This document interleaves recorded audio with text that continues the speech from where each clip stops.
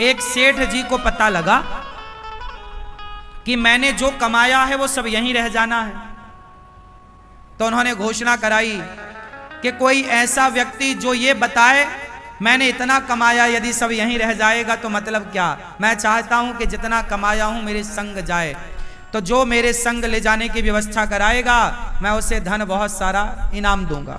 अब बड़े बड़े ज्ञानी, बड़े बड़े पंडित, बड़े बड़े लोग आए कि भाई आज तक तो सुनो कोई एक रत्ती लेके ना गया, मरने के बाद तो एक रत्ती कोई लेकर, तो तुम क्या ले जाओगे। इसलिए तुम्हें ये सपना छोड़ दो कि तुम जाओगे लेकर, कुछ ना जाएगा, सब यहीं का यहीं धरा रह जाएगा।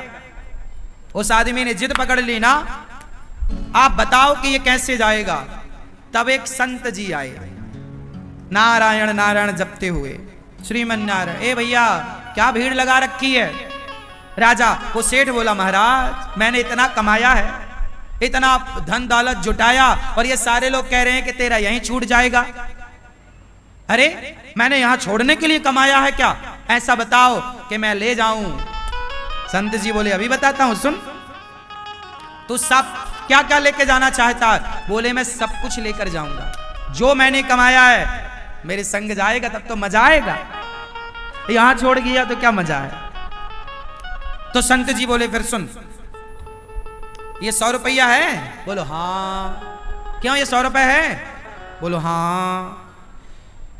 संत जी ने कहा, ये बता, ये 100 रुपए भारत का 100 रुपए है, क्या अमेरिका में इसकी वैल्यू 100 रुपए है। बोलो, क्या अमेरिका में इसकी वैल्यू 100 रुपए है। तो कितनी है।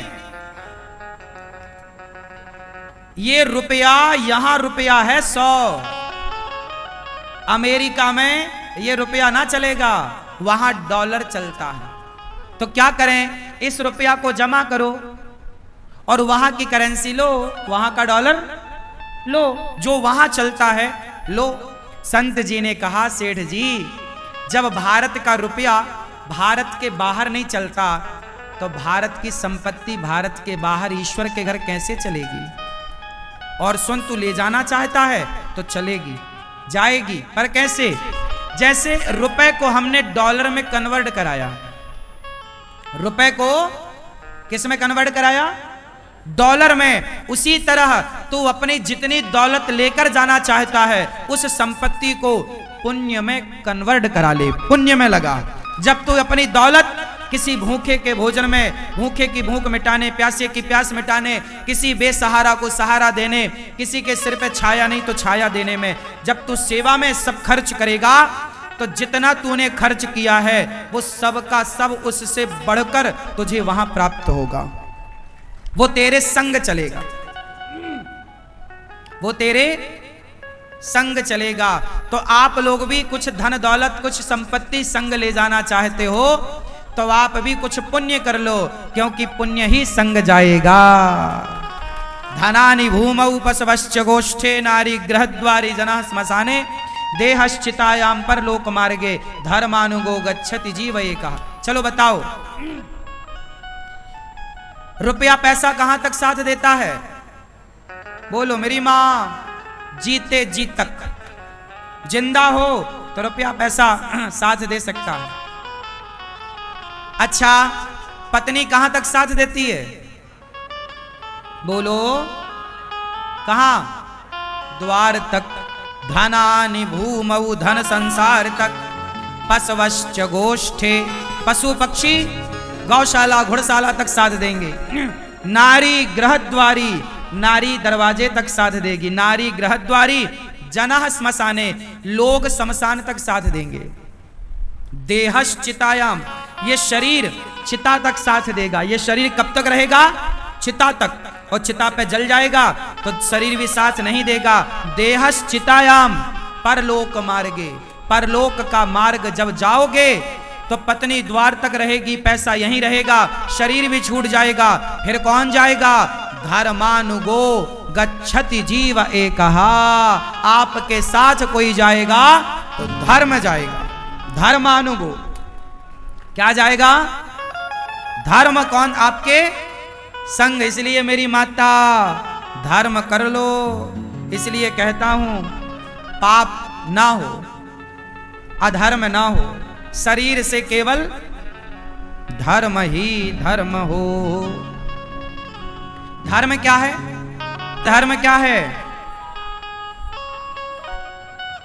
धर्म है दूसरों के पीड़ा को, दूसरों के दर्द को आप कम कर रहे हैं, वही धर्म है। आप किसी को दुख दे रहे हैं, वो धर्म। आप किसी के दुख को, दर्द को, पीड़ा को कम कर रहे हैं, मिटा रहे हैं, वो धर्म है। तो आपसे मेरी विनती है, किसी की पीड़ा मिटाइए। क्या पीड़ा मिटाना है? इसलिए ये दास अनिरुद्ध केवल कहकर नहीं, आप सभी को करके बताने का प्रयास है कि जब आपको करके बताया जाएगा तो वो ज्यादा प्रभाव पड़ेगा, कह के बताने से प्रभाव नहीं पड़ता।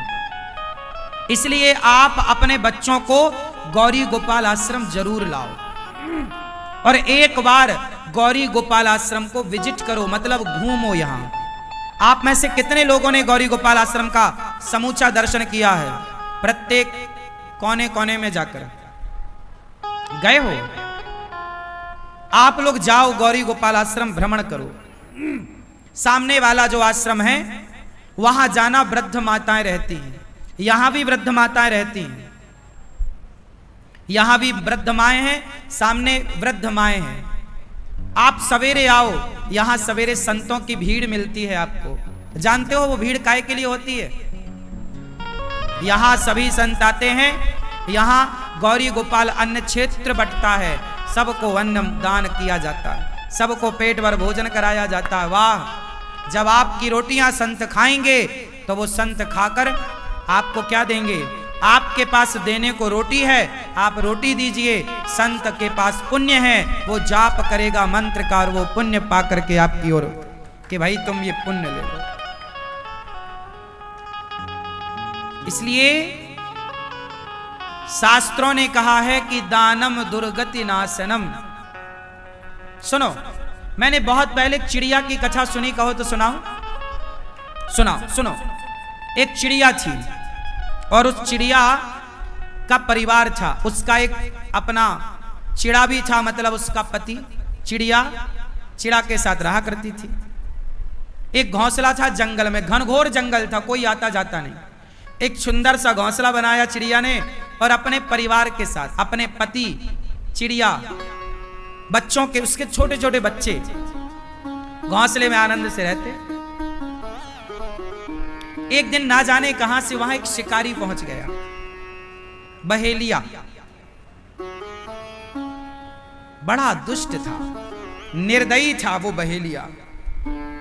पूरे जंगल में वो ढूंढा, उसे कोई पक्षी ना मिला बहेलिया को। एक पेड़ की छांव में जाकर बैठा, लेकिन वो बहेलिया ना रास्ता भटक गया था। बहेलिया भी जंगल में रास्ता भटक गया और संयोग देखिए कि भटकते भटकते वो उसी पेड़ के नीचे जाकर बैठा जिस पेड़ पर चिड़िया का घोंसला था। जब वो वहां बैठा तो वो भूख भूख चिल्ला रहा था, भूख लगी है, मैं मर जाऊंगा। पर वो जंगल में सुनने वाला कौन था? उसे एक भी पक्षी ना मिला, क्योंकि वो मांसाहारी था, पक्षी मारता, पका के खाता, पर मिला ही नहीं। तो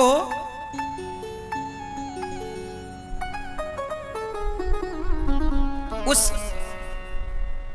आदमी ने, जो बहेलिया था, जैसे तैसे उसने लकड़ियां समेटी और वहां पर आग लगाना चाहता था। अचानक पानी बरसने लगा और जब पानी बरसा तो सारी लकड़ियां हो गई गीली। अब आग ना लगे, वो ठिठुर रहा है, रास्ता भटक चुका था, ठिठुर रहा था। तो चिड़िया बैठी डाल पर अपने पति से कह रही है, सुनो देखो, ये अपने द्वारे आया है, ये अपनी छाया में है और ये ठिठुर रहा है, आग लगाने जा रहा है, लग ही नहीं रही है, सारी लकड़ियां गीली।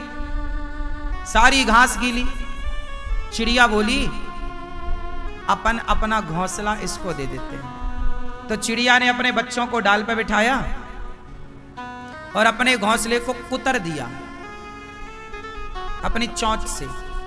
तो उसका घोंसला टूटा और नीचे आया। बहेलिया देख के बड़ा खुश, ऊपर देखा तो चिड़िया बैठी और इसने घोंसला पाया सूखा तो तुरंत उसमें आग लगाई। उसके माध्यम से उस लकड़ियों में अब धीरे धीरे आग लग गई और आग लगी तो उसका सर्दी दूर हुई, जान में जान आई।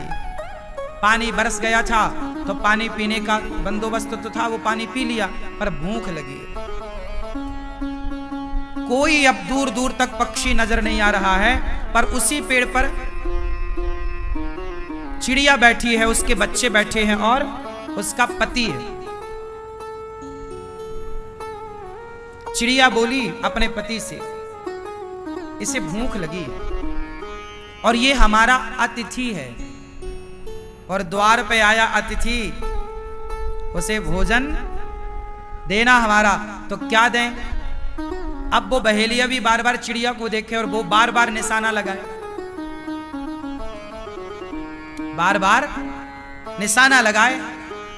उसे लगे कि कहीं चिड़िया उड़ ना जाए, पर वो चिड़िया तो खुद बैठी थी। उसने निशाना लगाया भी, धनुष उठाया, बाण चढ़ाया, उसको लगा ये चिड़िया मर जाएगी तो मेरा बंदोबस्त हो जाएगा। चिड़िया बोली कि ये मेरे द्वार पे आया अतिथि है, इसको भोजन देना चाहिए। तो उसके चिड़ा ने कहा, मतलब चिड़िया के पति ने, कि कैसे भोजन दें, हमारे पास तो कुछ है ही नहीं। चिड़िया बोली ये मांसाहारी तो है, एक काम करती हूं स्वामी, आप बच्चों को संभालना, मैं इसका भोजन बन जाती हूं। उसका पति बच्चे तड़प गए, ना ना ना तुम मत जाओ। बच्चे बोले अच्छा हम जाते हैं, हम इसका भोजन बनेंगे। चिड़िया बोली नहीं, मैंने सुना है, देखिए चिड़िया है, पक्षी है, पर वो ये जानती है कि द्वार पर आया अतिथि भूखा ना जाए। तो चिड़िया बोली आप खुश रहना। मैं चिड़िया उस जलती हुई आग में अपने से कूद गई, जल गई। वो बहेलिया बड़ा खुश हुआ, उसे लगा कि ये गिर गई और वो भूंज करके उसे खाया। जब उसकी भूख फिर भी ना मिटी तो वो छोटे छोटे बच्चे बेचारे वो भी कूद गए। जब बच्चे कूद गए तो उसका पति वो भी कूद गया। पूरा परिवार, उसकी भूख ना मिट रही थी, बच्चे भी खा लिया फिर भी नहीं। तो उसका जो पति था चिड़िया का, उसको लगा कि मेरी पत्नी ने बलिदान दिया, इसका पेट भरने मेरे बच्चे कूद गए, फिर भी इसका पेट ना भरा, तो फिर मेरी जिम्मेदारी है कि मैं प्रयास करूं इसका पेट भरने में। तो उसका पति, चिड़िया का पति चिड़ा भी कूद गया और जब उसे खाया तो इसे डकार आई, ये तृप्त हुआ। तभी एक सुंदर सा विमान आता है आकाश मार्ग से, और उस आकाश मार्ग में वो चारों, चिड़िया, उसका पति और उसके दोनों बच्चे, एक सुंदर सा देवताओं की तरह रूप बनाकर, अब वो पक्षी के रूप से मुक्त होकर देवताओं की तरह सुंदर बनकर विमान पर बैठे। तो ये बहेलिया बोला आप कौन? तो पार्षद थे, विमान लेकर आए। उन्होंने कहा कि ये चिड़िया जिसे अभी अभी तूने खाया, ये उसका पति, ये उसके बच्चे। बोले ये सब कहाँ जा रहे? बोले ये सब वैकुंठ जा रहे हैं। क्यों? बोले इन्होंने पक्षी होकर भी द्वार पे आए अतिथि की सेवा की। जब ये किसी का पेट भरते हैं, तुम पापी हो, तुम तो पापी हो, तुमने हत्या करके जीवों को खाते थे तो तुम पापी हो, पर भले पापी हो। पर चिड़िया ने तो अपना धर्म निभाया, उसका धर्म है, मेरा धर्म है कि मेरे द्वार पे जो आएगा भोजन कराऊंगा। अब वो पापी है कि पुण्यात्मा ये भगवान जाने, मेरा तो धर्म है भोजन कराना। तो इन्होंने जब अतिथि का धर्म पूरा किया, गृहस्थ खा, तो देखो बिना जप तप के ये आज भगवान के धाम को दिव्य शरीर पाकर जा रहे हैं। इसका अर्थ ये पुराणों की चर्चा है। इसका मतलब ये हुआ कि आप किसी को भोजन कराते हैं तो उस भोजन कराने से वो व्यक्ति खुश हो ना हो खाकर, पर भगवान जरूर प्रसन्न होंगे उसकी तृप्ति से।